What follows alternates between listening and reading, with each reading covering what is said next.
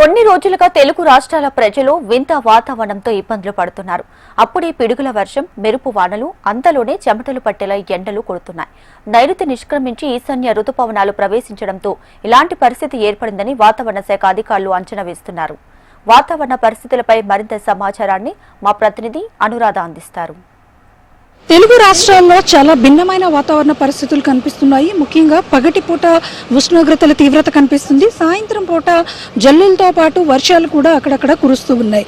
అయితే ఈ భిన్నమైన వాతావరణాన్ని వాతావరణ శాఖ సైతం ఖచ్చితమైన అంచనాలు అయితే వేయలేకపోతుంది. ముఖ్యంగా వరుస అల్పపీడనాలు, సైక్లోన్ స్ట్రామ్స్తో ఎక్కడ చూసినా కూడా వాతావరణంలో చాలా విభిన్నమైన పరిస్థితులు అయితే మాత్రం కనిపిస్తూ ఉన్నాయి. ఎక్కువ సందర్భాల్లో ప్రతికూలమైన వాతావరణం కనిపిస్తుంది.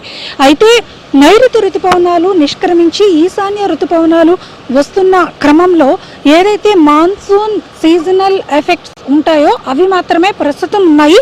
ఇదేమీ అసాధారణమైన వాతావరణ పరిస్థితులు కాదు, సాధారణమైన వాతావరణ పరిస్థితులే అన్నది వాతావరణ శాఖ మరోవైపు చెప్తూ వస్తూ ఉంది.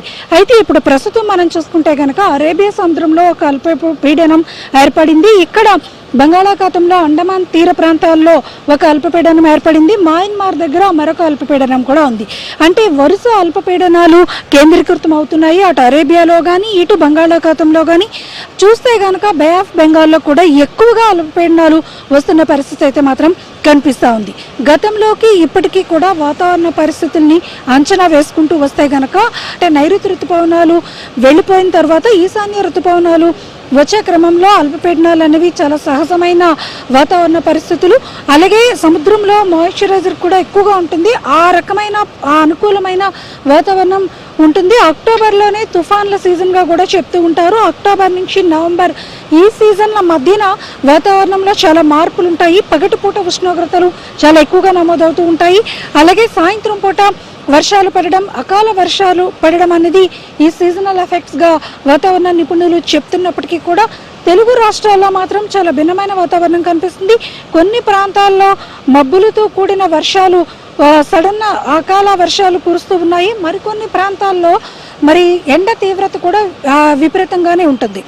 అయితే ఇవన్నీ కూడా సాధారణమైన వాతావరణ పరిస్థితులుగానే వాతావరణ శాఖ పేర్కొంటుంది. కాబట్టి ఇది పెద్దగా ఆలోచించాల్సిన అంశం అయితే లేదు. ప్రస్తుతం ఉన్న వెదర్ కండిషన్స్ చూసుకుంటే కనుక అండమాన్ తీర ప్రాంతంలో అంటే బే ఆఫ్ బెంగాల్లో మరొక అల్పపీడనం ఏర్పడుతుంది. ఇది రేపటికి బలపడితే కనుక మరి ఏపీ అంతటా కూడా విస్తారమైన వర్షాలు కురుస్తాయి. ముఖ్యంగా దక్షిణ కోస్తా ఆంధ్ర అంతటా కూడా ఎక్కువగా వర్షాలు కురిసే అవకాశం ఉందని వాతావరణ శాఖ తెలియజేస్తుంది.